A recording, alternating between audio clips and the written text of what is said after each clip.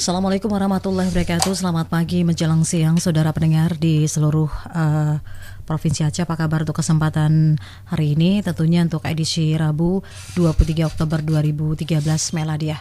Kembali saya Lisma Warni Rahman bersama Anda tentunya dalam dialog interaktif kerjasama Dewan Perwakilan Rakyat Kota Banda Aceh dengan RRI Banda Aceh. Dan pendengar, untuk kesempatan hari ini kita akan berbicara seputar kualitas pendidikan agama di sekolah, khususnya di Kota Banda Aceh. Dan ini juga menghadirkan narasumber. Saya akan perkenalkan beliau yang sudah hadir saat ini di studio kami.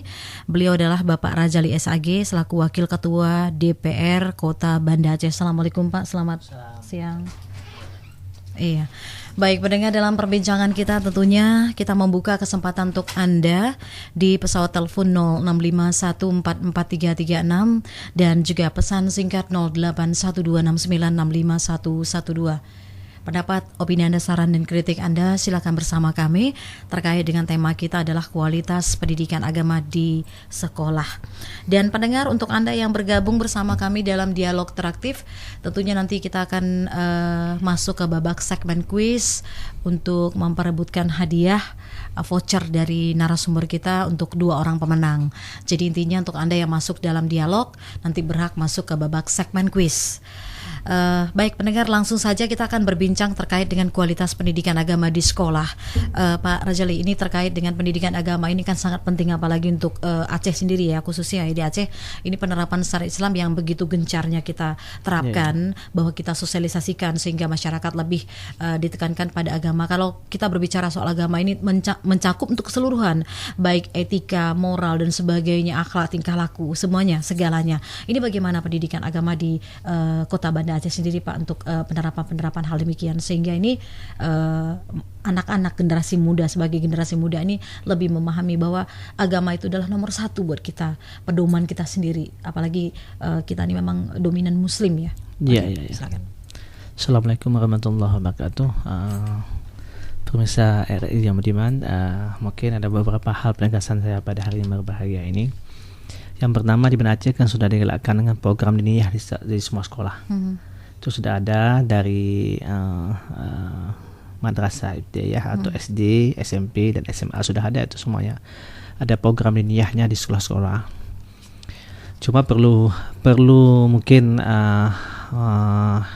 analisa-analisa, perlu masukan-masukan di masyarakat, perlu ada konsep-konsep yang bisa menghasilkan mutunya lebih bagus, itu yang kita harapkan.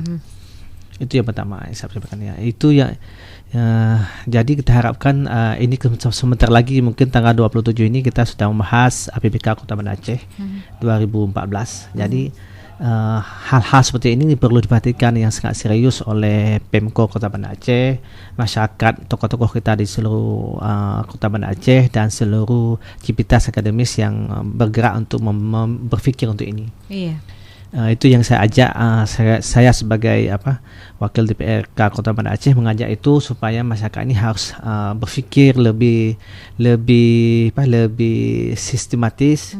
Bagaimana kita harus mempunyai konsep yang cukup detail tentang bagaimana kita harus menaikkan mutu pendidikan agama di sekolah itu sendiri. Karena kita lihat kan, walaupun sudah ada diniyah di sekolah, tapi kita lihat pergaulan anak-anak angkanya bebas sekali di Kota Banda Aceh. Betul sekali. Ya, jadi karena itu ini kesempatan yang cukup besar dalam beberapa bulan ini.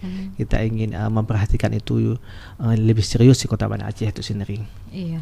Yang pertama saya sampaikan tentang konsep diniyah ini kan masih belum sistematis kan, kadang-kadang masih suka-suka ustadz yang mengajar diniyah itu di sekolah.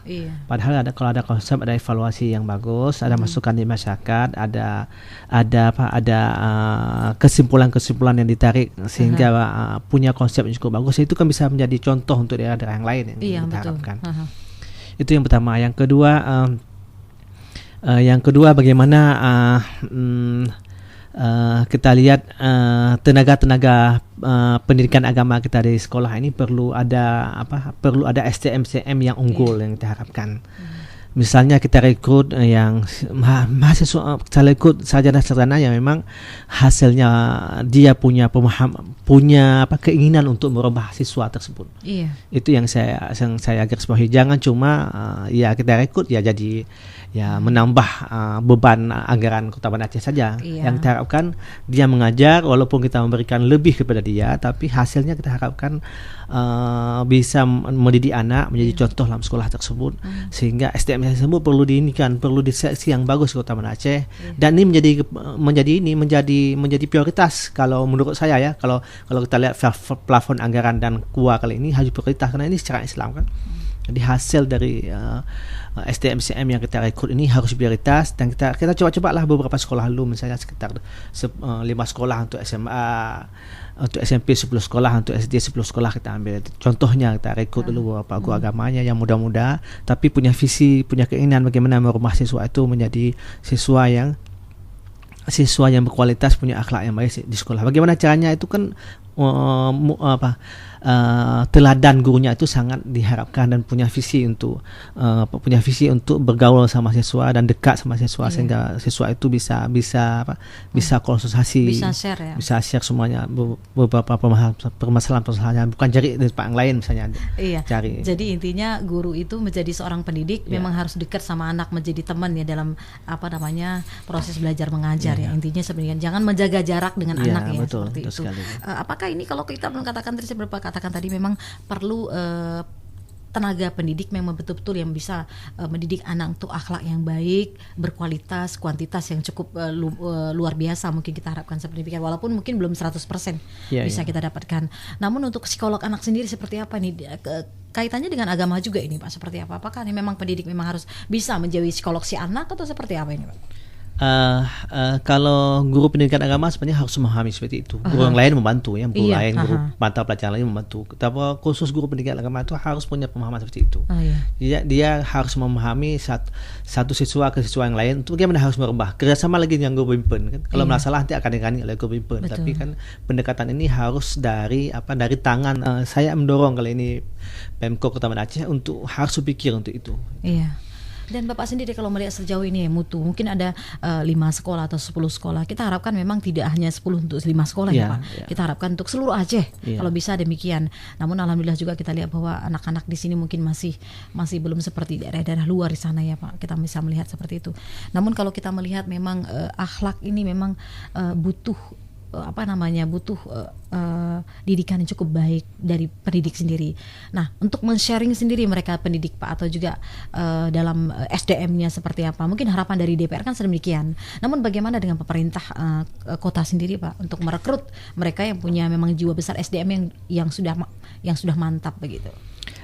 Ketika saya lihat bagaimana sekarang ada perampingan, ada tidak diterima pegawai lagi di Kota Banda Aceh, sebenarnya itu bukan tidak diterima pegawai. Kita harus menghasilkan pegawai-pegawai yang bermutu kita jadikan di Banda Aceh ini.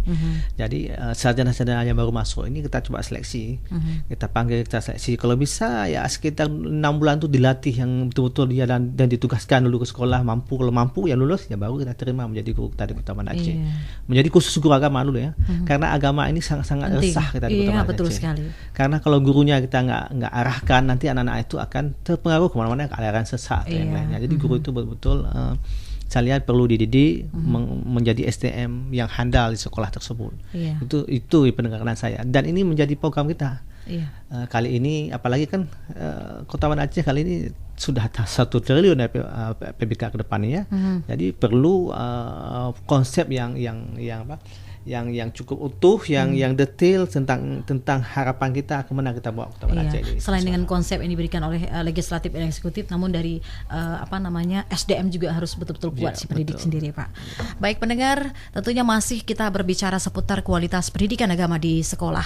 Kita buka kesempatan untuk Anda di pesawat telepon 0651 44336 dan juga pesan singkat 081269 65112. Pendapat, opini Anda, saran dan kritik Anda. Untuk Anda yang masuk dalam dialog interaktif nanti berhak masuk ke babak segmen kuis. memperebutkan hadiah dari voucher dari narasumber kita untuk 2 orang pemenang untuk kesempatan hari ini. Ini memang program-program ini memang sudah sudah sejauh mana untuk Pak untuk dijalankan seperti ini, Pak? Apakah ini sudah ada, walaupun sudah ada dinian-dinian, semua mutunya belum maksimal ya seperti demikian. Apakah ini memang tim pendidiknya memang belum, SDM-nya belum mantap, atau seperti apa ini Pak yang sudah dijalankan sekarang? Diniyah kemarin itu ini pantauan dari DPR sendiri ya Pak, DPR Kota ya? Iya, saya sudah jalan melihat, memperhatikan semuanya. Ketika kita harapkan kepada program diniyah saja yang itu adalah guru-guru yang kita tarik di beberapa organisasi pesantren dan yang lainnya untuk mengajar di tempat kita. Itu kita tarik kemarin semuanya. Kita coba mengajar, dan itu mereka mengajar itu sore dan siang, hari sampai sore itu. Mereka itu kan belum terikat untuk menjadi pegawai Kota Banda Aceh yang siap untuk selalu untuk bagaimana memperhatikan pendidikan Kota Banda Aceh. Jadi kalau saya berharap bukan hanya itu, kita tambah dengan guru. Memang guru langsung kita terima, tapi dilatih yang bagus, dilatih dulu ke kapasitas mereka, diberikan beberapa ilmu cara menangani siswa sekarang. Itu yang saya harapkan, bagaimana mereka itu mampu melihat kebutuhan siswa sekarang. Jangan-jangan guru agama kita itu terlalu tradisional kan kadang. Siswa kita sudah bisa internet, IT betul sekali. Jadi kan guru agama itu harus masuk ke situ. Sehingga siswa itu dilihat gurunya aja, gurunya ini oke banget nih kayaknya, bisa menjadi kawan, yang bisa teman ya. Share begitu. Dan guru-guru tersebut yang saya harapkan ke depan ini harus punya peran yang cukup bagus di sekolah untuk merubah siswa tersebut. Jadi istilahnya seperti ini, mungkin seperti saya bisa menanggapi Bapak, mungkin seperti ini mereka harus magang dulu seperti apa kinerja mereka ya, seperti itu ya. Tidak hanya langsung menerima tiba-tiba, tapi tidak bisa mendidik anak seperti apa begitu kualitas dan kuantitas mereka sendiri. Baik pendengar, kita masih buka kesempatan untuk Anda dalam perbincangan kita kualitas pendidikan agama di sekolah. 0651443336. Kita masih buka kesempatan untuk Anda, dan juga pesan singkat 081269651112. Pendapat, opini Anda, saran dan kritik Anda silakan bersama kami. Tadi memang Bapak katakan mungkin ke depan ini memang harus ada mutu pendidikan yang baik, terus dengan pembahasan anggaran yang sudah ada peningkatan, kita harapkan untuk lebih ditekankan kepada pendidikan agama begitu. Pendidikan agama ini adalah sebagai benteng bagi generasi muda kita. Nah, melihat dengan kondisi yang sekarang ya Pak, kondisi sekarang kehidupan era modern sekarang, kita melihat bahwa anak-anak ini terkontaminasi dengan budaya-budaya luar, atau juga yang mungkin sedikit-dikitnya akan ada perubahan-perubahan kesenjangan dan sebagainya. Ini apa sih yang Bapak lihat sejauh ini Pak, ini untuk anak-anak generasi muda khususnya yang masih pelajar ya Pak? Yang saya lihat ketika kita buka internet, kita buka Facebook, semuanya mereka nggak tahu berkomunikasi sama siapa. Jadi orang lain ada yang bisa mereka curhat, ya berarti mereka berkomunikasi sama mereka. Padahal tuh orang yang tadi itu mengambil kesempatan dalam kesempitan betul sehingga sekali merusak anak kita semuanya. Nah, seharusnya guru bisa di situ ya. Guru yang harus bisa berkomunikasi sama mereka semuanya. Apalagi kalau guru muda kan biasa. Betul. Kalau guru muda kan jadi anak-anak itu lebih senang, lebih terbuka. Kadang-kadang malah dia suka sama gurunya, suka sama gurunya, diarahkan sukanya ke arah yang baik positif. Itu ya. Yang bahasanya positif itu. Saya harapkan begitu yang terjadi. Iya, baik. Ada pertanyaan dari 08527018 sekian.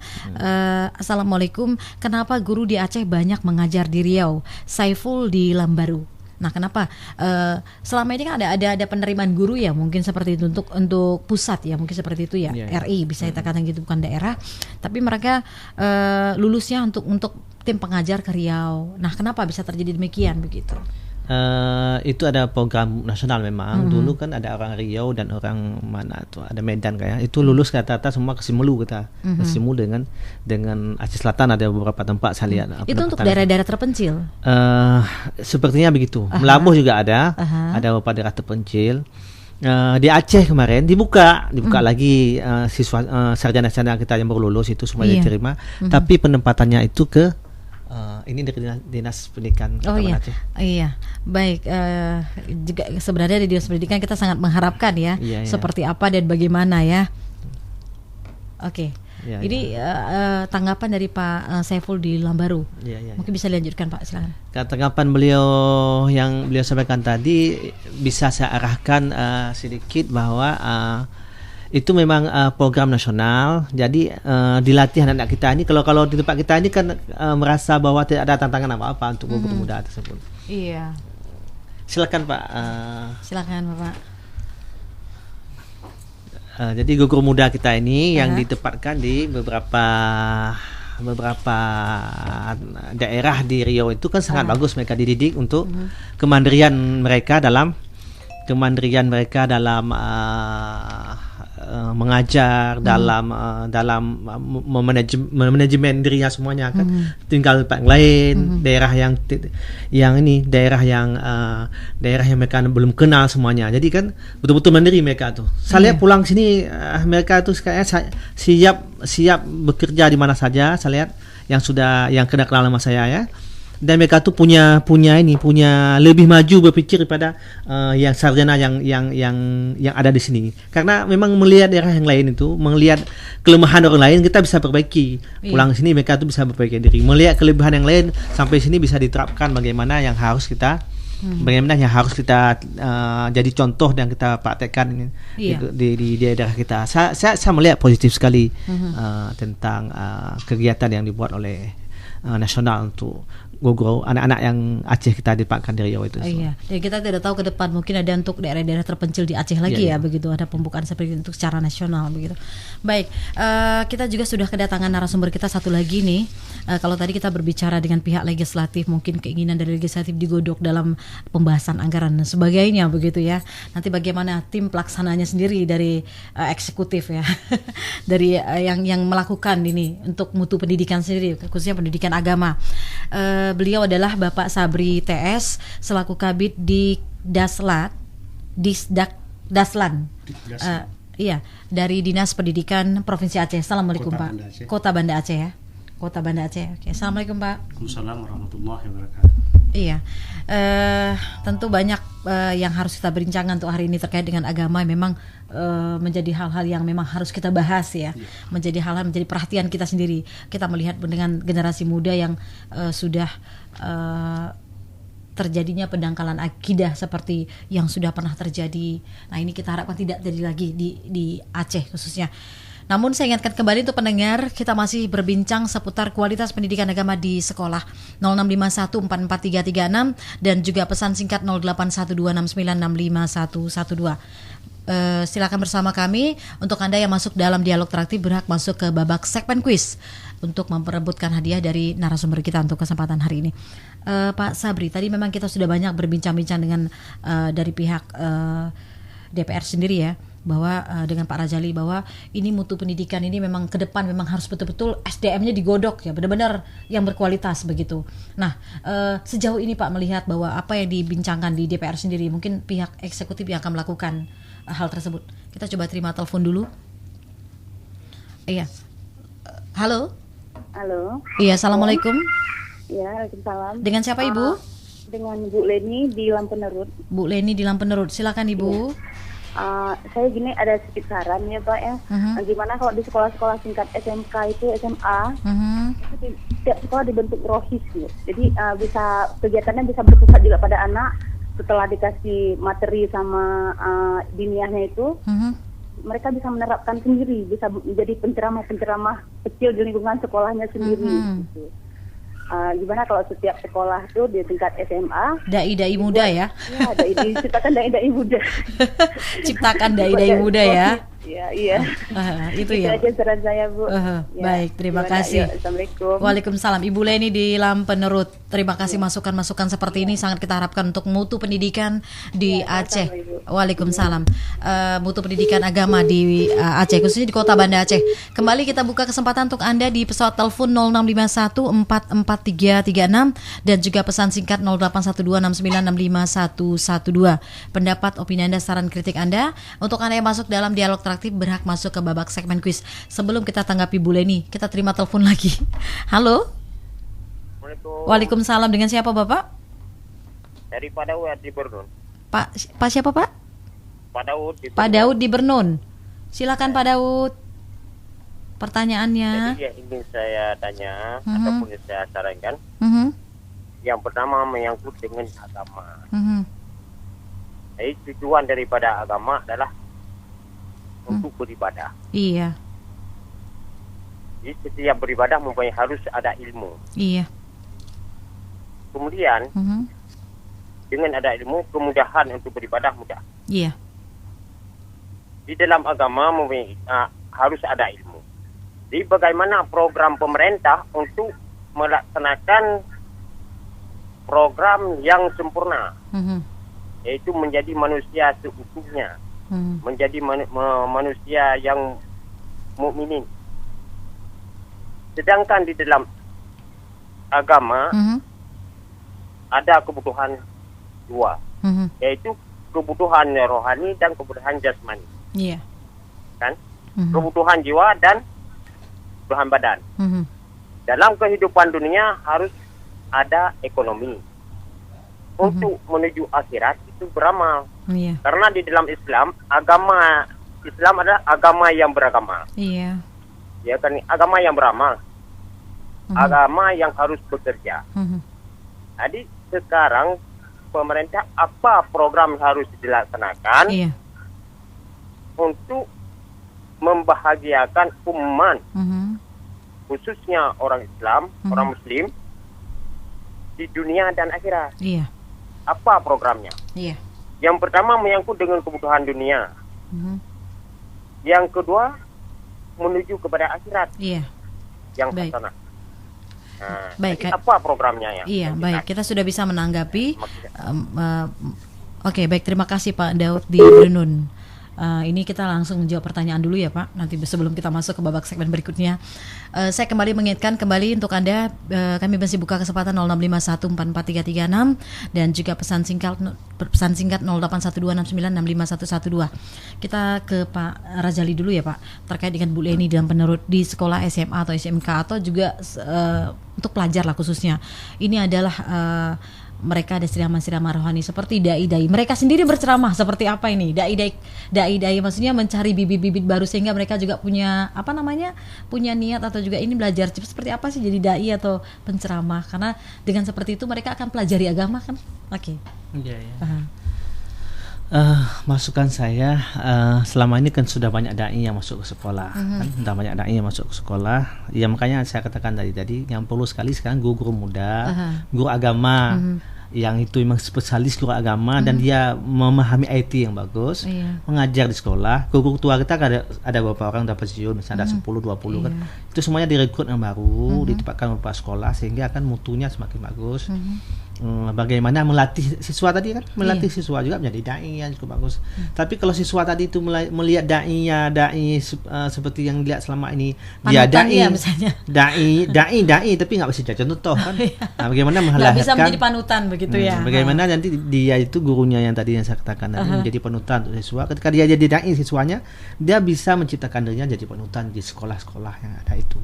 Itu kayaknya itu sepertinya akan terjadi perubahan yang mendasar di sekolah. Insya Allah mudah-mudahan ini bisa diterapkan demikian Pak. Tapi kalau tadi di Niyah sudah ada guru dari ikut itu di Niyah kita di sekolah-sekolah, itu silakan. Itu kan untuk mendukung kualitas agama di sekolah juga. Tapi kan kita mau kan guru kita, SDM kita yang nanti sampai 15 tahun, 20 tahun mereka itu akan bisa meningkatkan perubahan di sekolah. Itu yang saya harapkan. Iya, mudah-mudahan ini bisa terrealisir. Terkait dengan Pak Daud di Brunun nih Pak, ada program dari pemerintah kalau bisa yang sempurna dunia akhirat ya begitu. Harapan kita seperti demikian memang dunia dan akhirat mungkin. Ini bagaimana nih Pak? Ya, saya kira ini perannya bukan cuma DPR dan legislatif itu, ada perannya MPU, perannya Baitul Mal, perannya masyarakat, bank Islam kita semuanya itu ada peran yang cukup bagus dan peran komite sekolah yang cukup besar untuk itu. Itu kalau peran itu kita satukan, itu sudah ada di Pemko namanya KPPI, tapi mungkin nggak semua segmen juga ditarik sekarang. Kalau bisa ditarik lagi yang cukup besar, yang cukup ini, itu insya Allah akan melahirkan ide-ide yang kreatif di depan. Cuma penekanan saya lagi dilibatkan semua dari yang muda semuanya, karena ada yang muda lah yang bisa mendekati anak-anak sekarang ya begitu ya, dan punya teman. Ide-ide cerdas saya. Saya setuju dai muda kita sebelum ditaruh di Aceh dilemparnya ke provinsi-provinsi lain. sekitar setahun 2 tahun dulu, biasa kalau udah pulang itu belajar sudah pulang, dia ada tahu di mana kelemahan orang lain, jangan contoh. Iya. Di mana kelebihan Pak pulang ini jadi contoh. Iya, jadi ada perubahan-perubahan untuk sendiri untuk Aceh ya Pak. Oke, Pak Sabri, mungkin ada penambahan Pak Sabri terkait juga dengan apa yang diucapkan oleh Bu Leni tadi, mungkin perekrutan untuk para pendidik yang sudah handal ya, dengan SDM yang baik, agama punya cukup mantap. Nah, dari Pak Daud juga kalau bisa ini program-program dari pemerintah yang sudah diterapkan sekarang adalah melibatkan seluruh elemen sehingga bisa menghasilkan program yang sempurna dan dunia akhirat, demikian. Ya, terima kasih. Kami sebagai pelaksana kebijakan, tetapi bukan membuat kebijakan. Iya. Sebagaimana yang disampaikan oleh Ustadz Razali tadi, bagaimana regulasi itu diterbitkan, bagaimana dengan aturan hukum perundang-undangan yang dikeluarkan, mulai dari DPR, kemudian eksekutif melaksanakan. Kami adalah sebagai leading sektor pelaksana kebijakan itu, tentu memiliki plus minus, kekuatan, kekurangan, hambatan dan sebagainya. Iya. Menyangkut masalah usul dari Ibu Leni terhadap bagaimana kita mengembangkan terhadap dai-dai muda tersebut di sekolah, bagaimana kita upayakan sehingga mereka sangat berperan aktif, mengembleng adik-adik yang di sekolah, sehingga pembiasaan hidup untuk dekat pada agama Allah itu semakin lebih baik. Tentu ini sesuatu yang secara formal bisa kita katakan bahwa itu juga Kota Banda Aceh secara simultan melihat kegiatan-kegiatan di sekolah sudah mengarah di sana. Di sana ada Porkis, ada Rohis, ada kegiatan-kegiatan agama, PHBI lain-lainnya. Artinya secara terprogram itu sudah ada dilakukan oleh sekolah. Namun perlu kita garis bawahi bahwa pekerjaan masalah agama ini bukan hanya tanggung jawab sekolah, tapi bagaimana yang disampaikan oleh Ustaz Rajali tadi, ini adalah suatu kegiatan paripurna. Tidak ada satu orang pun yang tak terlibat. Kalau dia dari orang tua, berarti memang fondamennya anak tadi memang sudah dibekali dari rumah. Iya. Ketika dia berada dalam masyarakat juga masyarakat yang memiliki paradigma bagaimana mengembangkan agama Allah. Kalau di rumah tangga saja sudah tidak baik, kemudian masyarakat tidak ada peduli. Lalu kita serahkan semua itu urusan ke sekolah, maka sebenarnya sekolah hanyalah merupakan satu sisi yang mampu melakukannya. Artinya ketika mereka melakukan pembiasaan hidup, kemudian memberikan ilmu, pengalaman, pengetahuan bagi anak-anak, tapi ketika mereka pulang ke lingkungannya, milieu kehidupan yang sebenarnya bisa jadi berbeda. Misal, di sekolah dilarang, menurut agama juga dilarang merokok, dilarang untuk berdua-duaan dengan anak yang lain jenis. Iya. Lalu di masyarakat dilihat kok itu sudah hal yang biasa. Kemudian dilihat di rumah tangga juga memang nggak dilarang. Iya. Jadi ini bagaimana? Hanya satu sisi. Oleh karena itu kami dari Dinas Pendidikan sangat menghimbau bagaimana terhadap keprihatinan kita semua, bahwa kita harus risau semua. Iya. Mulai dari rumah tangga, masyarakat. Kalau ini kita semua risau terhadap agama Allah, bagaimana anak kita nanti ke depan tidak memiliki akidah yang benar? Saya kira ini tidak sesuatu yang sulit. Iya. Tetapi kalau ini hanya berjalan masing-masing, insya Allah generasi muda kita akan kita dapatkan generasi yang lemah. Iya. Terutama di bidang akidah. Iya. Oleh karena itu, kebijakan apapun, regulasi apapun, undang-undang apapun, besar dana apapun yang kita sediakan, kalau tidak ada paradigma yang sama mulai dari rumah tangga, masyarakat sampai ke dunia pendidikan, ini adalah sesuatu hal yang amat berat kita lakukan. Iya. Yang kedua, Bapak Daud tadi, bagaimana pemerintah untuk dapat memberikan pelayanan terhadap program kebijakan, kebutuhan dunia dan akhirat. Kami mungkin nanti Ustaz Rajali yang masalah dunia, kami bagaimana kebutuhan akhirat ditinjau dari pendidikan. Insya Allah kita sudah melakukan beberapa terobosan program yang insya Allah anggota Dewan juga sudah memberikan apresiasi yang baik, bahwa segala sesuatu yang kita arahkan di bidang keagamaan ini mendapat support yang lebih tinggi, baik dari Dewan maupun dari pimpinan, sehingga kami melakukan di pendidikan terutama sekolah-sekolah umum ini terus kita lakukan. Kenapa? Kerisauan tadi. Kalau ini sudah terbit pada diri di sekolah, risau terhadap agama ini, apabila didukung oleh masyarakat, didukung oleh orang tua, misal anak tidak pulang lagi jam 2 sampai jam 4, ada lagi anak hanya 2 kali seminggu. Kalau memang masyarakat mendukung harus terus 6 hari di sekolah untuk agama Allah ini, kenapa tidak kalau kita dukung? Tapi kalau 2 hari saja nggak mau antar makan, jajannya, anak kan kelaparan, pasti dia akan pulang ke rumah mencari makan. Oleh karena itu, sedikit yang mampu kita lakukan untuk kepedulian ini, kami kira di sekolah siap untuk melakukan itu, apalagi dibantu oleh ahli-ahlinya di bidang agama Allah ini. Kami kira untuk pembekalan kita minimal kita melakukan untuk bagaimana anak mampu melakukan ibadah-ibadah yang baik dan yang dianjurkan oleh agama. Terutama khususnya yang kewajiban 5 waktu tersebut Iya. Ini kita melihat maghrib masih nongkrong di kafe anak-anak gitu, karena mereka mungkin sambil apa namanya, kalau sekarang PR biasa dengan IT sedemikian, jadi dia lalai dengan, sehingga melalaikan kewajiban-kewajibannya untuk sholat seperti demikian. Kita harapkan ke depan tidak demikian lagi begitu. Oke, ada penambahan lagi Pak? Saya lihat ada beberapa hal juga perlu kita tambahkan lagi. Yang pertama, pemerintah mungkin bisa mendorong seluruh ketua komite sekolah itu, komite sekolah yang ada di sekolah-sekolah kita di Banda Aceh itu harus ada pertemuan komite sekolah lah se-Banda Aceh, dari SD sampai SMA berpikir untuk itu. Jadi kalau bisa komite-komite sekolah yang memang tidak berpikir untuk itu tentang ada anak-anaknya itu, perlu disentuh hatinya mereka untuk berpikir untuk itu, sehingga dukungan terhadap pemerintah nanti akan terbangun dan akan sinkron dengan program yang kita harapkan, yaitu bagaimana kualitas mutu pendidikan agama di sekolah itu akan bagus, karena di rumah itu sangat besar perannya untuk itu. Itu yang pertama. Yang kedua, saya lihat perkembangan 2 minggu sekarang pulang anak sampai sore itu, dukungan orang tua pun saya lihat positif, lumayan positif. Orang tua, walaupun tidak semua orang tua ya, hampir pada umumnya orang tua mendukung.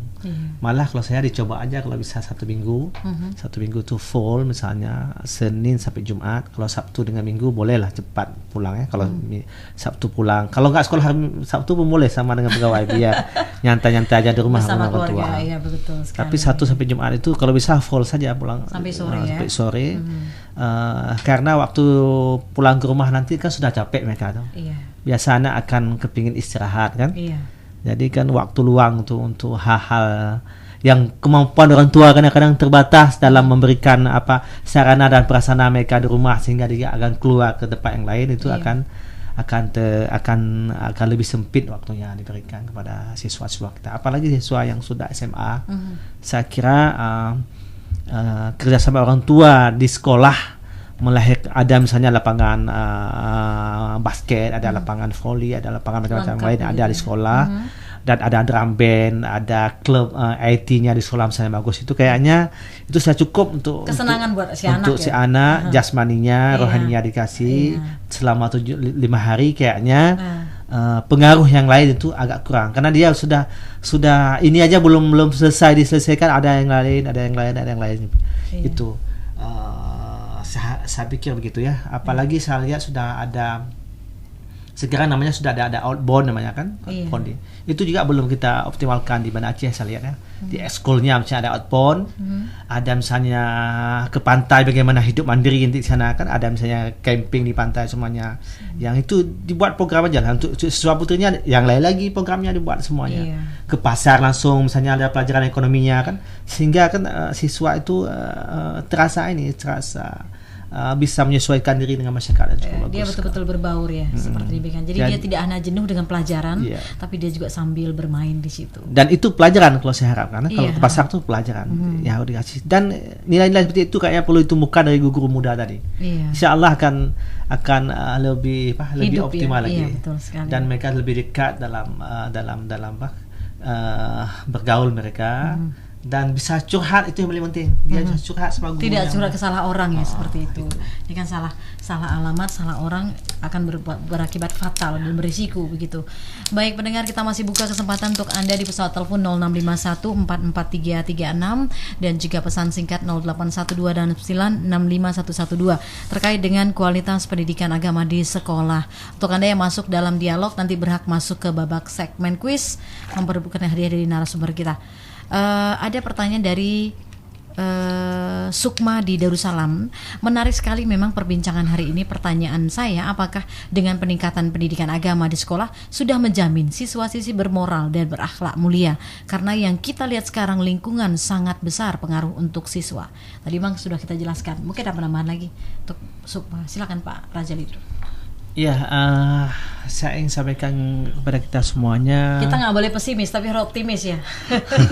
Contoh ketika Rasulullah menyebarkan Islam di Mekah itu tantangannya sangat-sangat kuat. Iya. Pergaulan di Mekah itu sangat-sangat rusak. Iya. Tapi bisa diminimalisir oleh Rasulullah, pelan-pelan dibuat generasi muda yang cukup tangguh. Dan dimulai kayaknya rata-rata semua sahabat pada waktu itu SMA lah. SMA, rata orang tua sangat sedikit juga mengikuti Rasulullah SAW. Itu pondasi yang beliau bangun pada waktu itu. Bagaimana ketika contoh diberikan oleh Rasulullah, kan Rasulullah jadi contoh untuk para sahabat.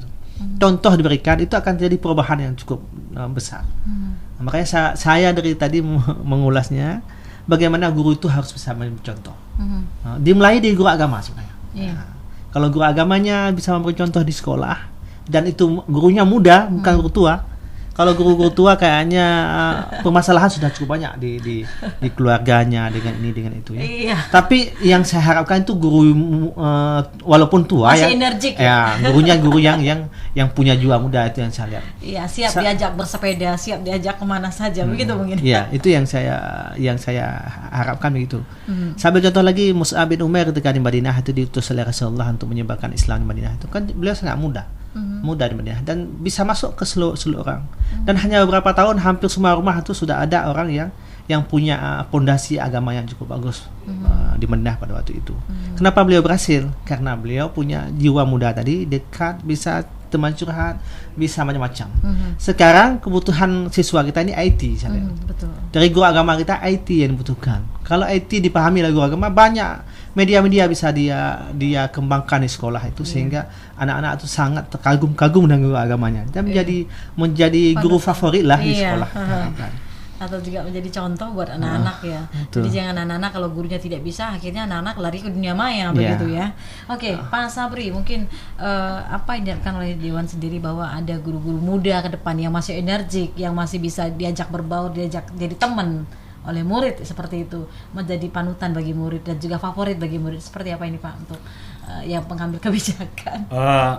Tentu ini satu versi bahwa hidup ini tidak harus ada yang muda selalu. Iya, betul. Karena sudah ada generasi sebelumnya. Artinya kolaborasi kedua elemen itu lebih sempurna dan paripurna. Bagaimana ketika kita memberikan kebijakan, hikmah, kemudian umpama misal zaman-zaman lalu, apakah mungkin muda yang memberikannya? Tentu mauizah ini diberikan oleh yang sudah memiliki usia yang lebih lanjut. Kedua, untuk gerakan yang sifat motorik, kemudian gaul dan sebagainya, tentu ada pula yang harus melakukannya. Yang sampaikan oleh Ustaz Rajali tadi, orang-orang muda. Ini yang harus kita lakukan, kombinasi yang solid, yang baik. Inilah tugas sekolah. Dinas Pendidikan melihat dua hal ini, tidak bisa mengabaikan satu. Dia harus dua sisi mata uang yang tidak boleh kita lepaskan. Salah satu contoh misal, apa yang terjadi masyarakat misalnya, terjadi hal-hal yang ragu-ragu. Ini apa benar ini anak kami diajar oleh ustaz-ustaz muda-muda nih? Kenapa pengalaman orang tuanya mungkin lebih besar, lebih mendalam tentang agama, melihat yang muda. Ini tentang kekhawatiran ini sudah kita tangkap juga. Tetapi ketika kita kolaborasikan, ada yang muda, ada yang tua. Jadi tidak ada alasan lagi. Ada yang middle, tengah-tengah ya. Jadi kombinasi-kombinasi inilah yang harusnya kita terus lakukan. Namun satu sisi tadi yang disampaikan Ibu Sukma, apa sudah sekolah bisa menjamin? Di dunia ini tidak ada yang bisa menjamin tentang agama Allah kecuali diri sendiri. Iya. Apakah orang lain yang sudah hafal rukun iman, apa dia sudah kita bisa jamin sholat? Belum tentu. Tetapi sekolah di dunia pendidikan hanya memberikan pengalaman-pengalaman, education. Ketika orang sudah memiliki ilmu, untuk mengamalkannya itu adalah kembali kepada ibda' binafsik, diri sendiri. Oleh karena itu, jaminan yang bisa kita jamin adalah sudah terjadinya proses pembelajaran agama pada diri seseorang. Lalu kalau itu yang tidak terjadi, berarti itulah yang harus kita lakukan. Penjaminan ini harus terjadi proses. Kalau sudah ada proses, hasilnya kita akan evaluasi keseluruhan. Kenapa? Apa yang kita lakukan hari ini tidak bisa kita evaluasi hari ini orang langsung sholat. Kenapa? Karena ini menyangkut masalah kembali kepada hati manusia. Oleh karena itu, bagaimana kita saling mempengaruhi? Semakin banyak mempengaruhi yang lebih baik, maka manusia akan condong yang lebih baik. Itu makanya kami awali tadi bahwa dari rumah sudah mempengaruhi yang arah lebih baik, masyarakat mempengaruhi, memberikan arah pengaruh yang lebih baik. Sekolah hanyalah memoles sesuatu finishing saja. Tapi kalau hari ini sekolah harus membangun dari pondasinya, kemudian membuat sampai menaranya, sementara yang lain hanya melihat dan tidak memberikan respect yang baik, ya saya kira nanti sia-sia juga semuanya. Karena dari kita, untuk kita, oleh kita. Iya, betul sekali. Jadi intinya kolaborasi antara pendidik, orang tua, dan masyarakat ya, atau di sekitarnya, lingkungan seperti itu sangat berpengaruh sekali. Dan kembali lagi pada diri sendiri, punya kemauan tidak? Seperti demikian. Oke, mungkin di penghujung perbincangan kita singkat memang untuk hari ini karena waktu kita juga singkat. Pak Rajali ada disampaikan kepada pendengar terkait dengan kualitas pendidikan agama di sekolah. Masukan saya, APBK Kota Banda Aceh mungkin tanggal 29 ini sudah mulai kita bahas sampai 1 bulan, berakhir bulan 11 ini. Ini kesempatan untuk di seluruh masyarakat bisa memberi masukan untuk DPR semuanya, supaya platform prioritas kemarin kita tentang syariat Islam Kota Banda Aceh ini khusus pendidikan agama itu harus ada perhatian kita. Apalagi kita ingin mengalokasikan dana misalnya untuk SDM pendidikan agama, misalnya melatih beberapa guru kita untuk arah perbaikan itu akan kita coba pikirkan seoptimal mungkin. Sehingga ada perhatian dari DPR, ada perhatian dari Pemko semuanya.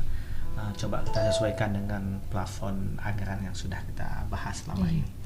Mungkin itu masukan dari saya dalam waktu 1 bulan ini. Kalau bisa masyarakat banyak-banyaklah memberikan masukan untuk DPR semuanya. Iya, sehingga bisa dibahas apa sih sebenarnya keinginan dari masyarakat ya untuk pendidikan agama khususnya bagi pelajar-pelajar. Oke, Pak Sabri di ujung perbincangan kita Pak, mungkin ada disampaikan kepada pendengar. Untuk pertama sekali kami dari Dinas Pendidikan, Sekolah dan lembaga-lembaga pendidikan lainnya sangat berharap bahwa kepedulian kita semua terhadap generasi muda kita, kami yang di bidang pendidikan untuk lakukan proses pembelajaran. Sementara realita hidup juga harus terjadi proses pembelajaran. Kalau hanya proses pembelajaran terjadi di sekolah, namun di kalangan, di lingkungan masyarakat, di lingkungan keluarga tidak terjadi proses pembelajaran, terutama tentang agama, tentu ini bukan mendapatkan hasil yang baik. Oleh karena itu, kami sangat berharap, selalu berharap bahwa kerjasama, kepedulian, dan rasa risau terhadap agama kita semua adalah bekal sebagai sesuatu yang lebih baik. Iya, mudah-mudahan ini bisa terrealisasi dengan baik. Harapan kita dan juga harapan seluruh masyarakat Aceh dan juga Kota Banda Aceh umumnya. Baik, di penghujung perbincangan kita tentunya seperti janji saya tadi, kita masuk ke babak segmen kuis. Tentunya untuk pertanyaan pertama dari Pak Rajali. Silakan Pak Rajali. Pendengar siap-siap di penghujung telepon untuk Anda yang masuk dalam dialog interaktif. Silakan pertanyaan pertama.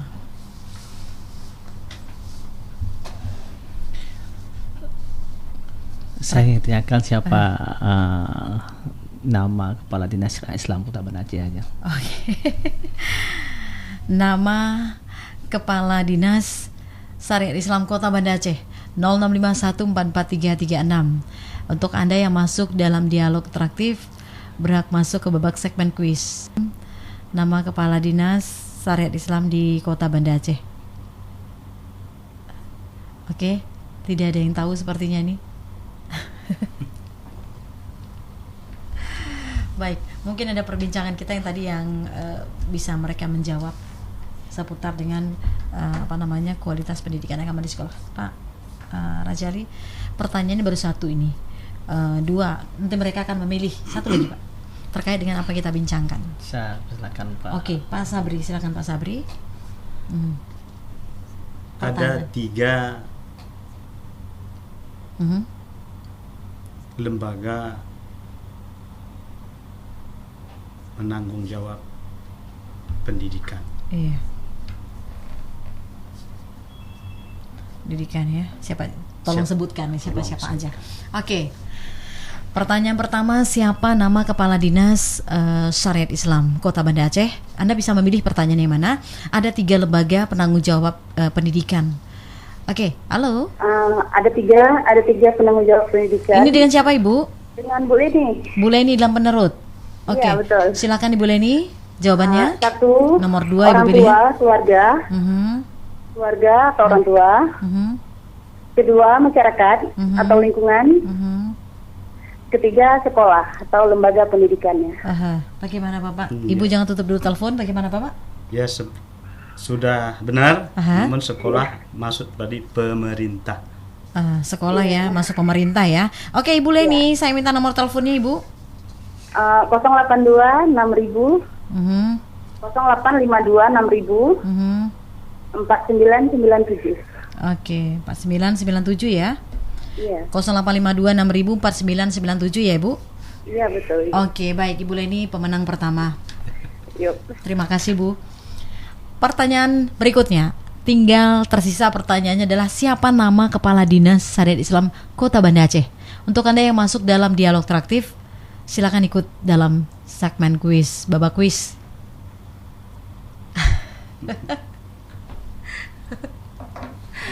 Atau mungkin ada ini Pak, antisipasi pertanyaan satu lagi Pak, mereka bisa memilih. Takut salah mungkin. Enggak ada masalah. Iya, mencoba. Jangan pesimis, optimis. Saya mau kenapa saya mau tahu masyarakat tahu nggak siapa kepala dinas. Jadi ketika ada suatu terjadi di sekitar Anda bisa melaporkan kemana begitu ya? Oke. Belum ada yang tahu juga siapakah nama Kepala Dinas Syariat Islam Kota Banda Aceh. Tidak ada yang tahu Pak. Oke, mungkin pertanyaan lain Pak, silakan Pak Rajali terkait dengan mutu pendidikan agama di Kota Banda Aceh, silakan. Belum terpikir nih Bu. Iya. Atau Pak Sabri mungkin bisa bantu saya. Iya, boleh Pak Sabri. Silakan Pak Sabri. Apa yang dibicarakan tadi Pak Sabri? Pertanyaan satu lagi Pak Sabri. Ya. Program apa yang telah dilakukan Kota Banda Aceh tentang pengembangan pendidikan agama Islam sore hari? Oke. Program apa yang sudah dilakukan ya Pak? Ya. Yang sudah dilakukan oleh Pemko Kota Banda Aceh. Pemko Kota Banda Aceh. Tentang pendidikan agama. Iya, tentang pendidikan agama. Pada sore hari. Iya. Ya, itu harus bisa jawab tuh. Apalagi pada orang tua di sekolah itu. Oke. Silakan untuk Anda yang ikutan dalam dialog interaktif. program apa yang telah dilakukan oleh pemerintah Kota Banda Aceh tentang pendidikan agama di pendidikan sore hari ya, sore hari tentang agama pendidikan sore hari. 0651 443336. Kalau tadi mengikuti perbincangan kita pasti bisa jawab begitu. Waduh, seperti nggak ada yang bisa jawab dia. Tidak ada. Itu hubungannya dengan dinas Islam itu dekat sekali itu. Iya.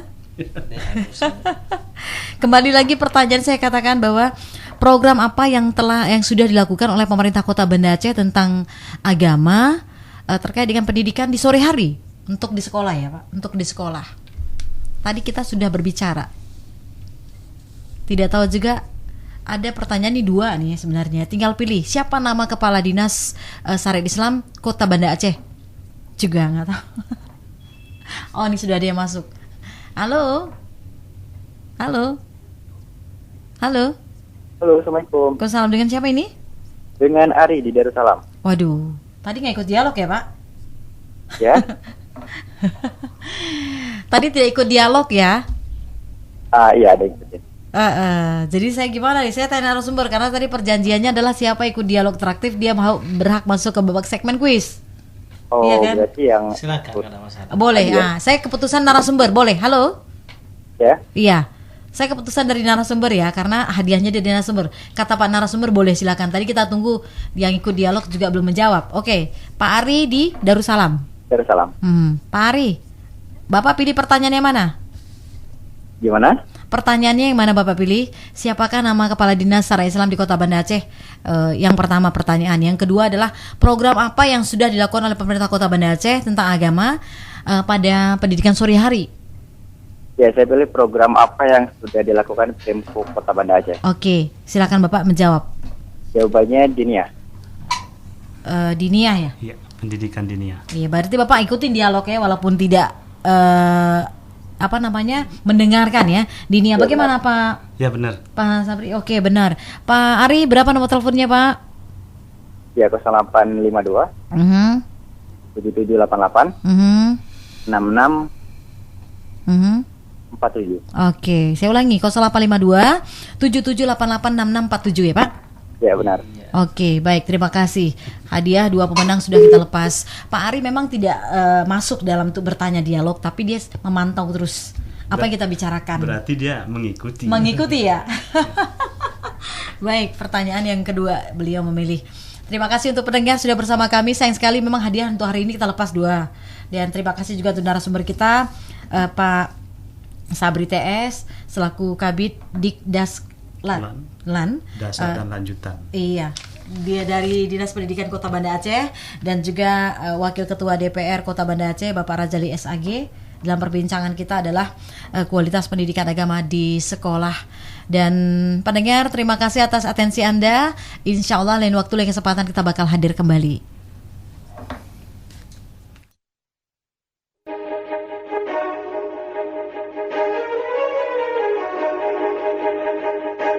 Telah Anda ikuti Dinamika Seramo Mekah hari ini. Topik dan pembahasan lain dapat Anda ikuti pada Dinamika Seramo Mekah edisi berikutnya.